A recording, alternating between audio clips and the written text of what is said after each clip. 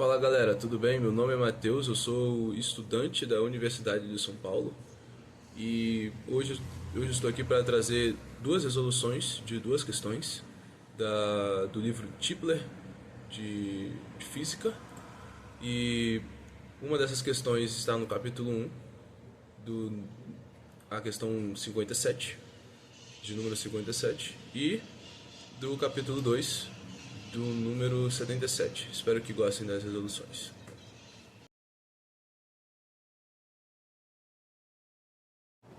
Bem, então para resolver esse problema, primeiro anotamos todos os dados que eles nos concebeu no enunciado. O primeiro são os vetores de A, de B e de C, e também a expressão que envolve D.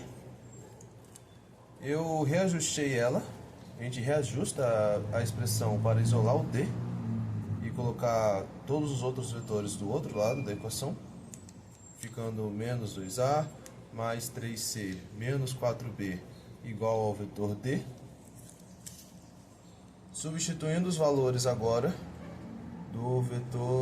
dos vetores, temos que o menos 2A ficou menos 6,8i menos 9,4j, mais o 3C ficou 16,2i menos 27,3j, e o menos 4b ficou mais 30,8i menos 12,8j.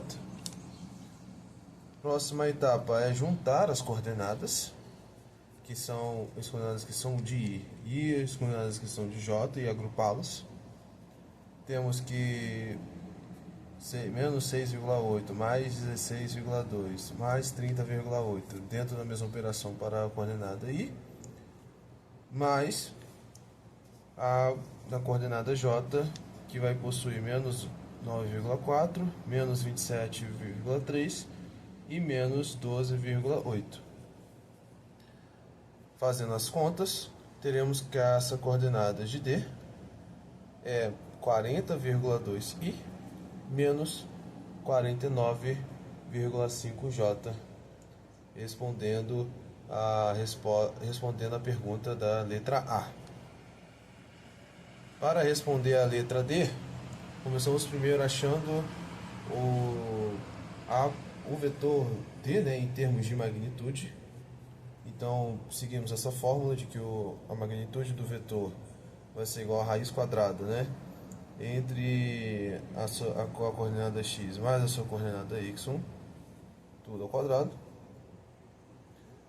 A gente substitui esses valores da fórmula, onde o 40,2 é o componente x e o menos 49,5 é o componente y.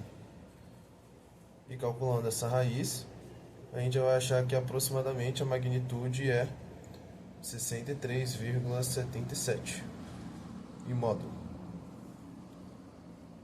E calculando o ângulo com o sentido mais x, a gente usa a fórmula de que o θ é igual ao arco tangente de dy dividido por dx.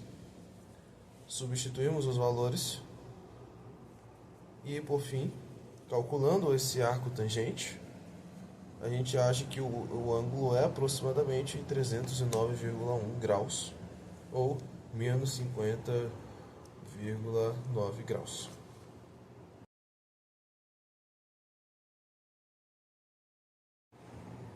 Bem, respondendo a letra A dessa questão, nós temos que dividir a distância total entre três etapas, essa resolução entre três etapas.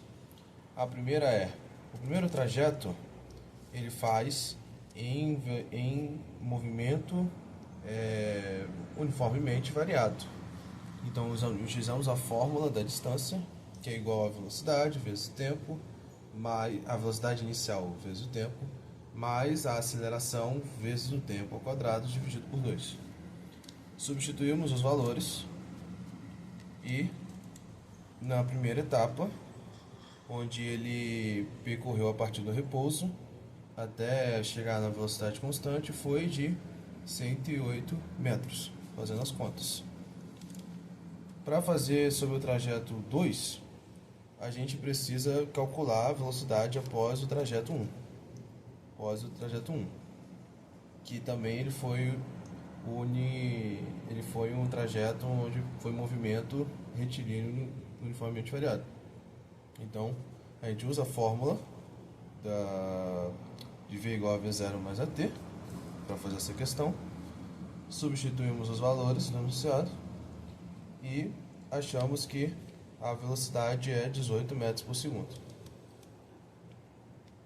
Achando essa velocidade, nós o substituímos na fórmula tradicional, que é S igual a S0, né, mais VT. Quando se põe o zero para o outro lado, o deslocamento ele fica dessa forma, né, que é a distância, né, de um ponto ao outro, que fica x2 igual a v2 vezes t2, que é o seu outro tempo. Substituímos os valores e vemos que a distância do segundo trecho vai dar 450 metros. E por fim, na etapa da desaceleração, ele não nos deu tempo e o movimento ele também é um movimento uniformemente variado. Então, isso nos dá, ao utilizar a fórmula de Torricelli, de ver que a velocidade final ao quadrado é igual à velocidade inicial ao quadrado mais 2 vezes a aceleração vezes o deslocamento, que é o que a gente quer. Substituímos os valores, sabendo que no final da trajetória ele simplesmente chega à velocidade zero. Substituindo os valores e fazendo esses cálculos, né, passando o delta x3 para o outro lado, encontramos que o último deslocamento que ele percorreu foi de 108 metros. Como ele quer a distância total, nós temos que a distância total representada como xt, que é a mesma coisa que o deslocamento de x1 mais x2, delta x1 mais delta x2 mais delta x3. E somando todas as distâncias, a gente acha que a distância total percorrida foi de 666 metros. E agora, para resolvermos a letra B da questão da velocidade média, precisamos primeiro saber também o tempo total. Já temos a informação da distância percorrida total, mas também precisamos saber todo o tempo total da trajetória para que possamos, enfim, calcular a velocidade média. Então, o único tempo que a gente não tem ainda como dado é o do tempo da desaceleração. Então, para a gente encontrar esse tempo, utilizamos a fórmula de V da velocidade final igual à velocidade inicial mais a aceleração vezes o tempo. Como o veículo ele desacelerou, ele freou, né? Quer dizer que a velocidade final dele é zero, igual a velocidade inicial, que é igual a 18, menos 1,5 vezes o tempo que nós queremos. E substituindo esses valores, chegaremos à resposta de que o tempo 3 é igual a 12 segundos. Agora que nós temos todos os tempos, nós vamos calcular TT, que é praticamente o tempo total, que é igual a T1 mais T2 mais T3. Substituindo esses valores e somando-os, vamos ver que o tempo vai ser igual a 49 segundos. Logo, já conseguimos calcular a velocidade média, que é igual à distância percorrida total, que é 666, dividido pelo tempo total, que é igual a 49. Logo, dando o resultado aproximado de 13,59 metros por segundo, que é a nossa resposta final.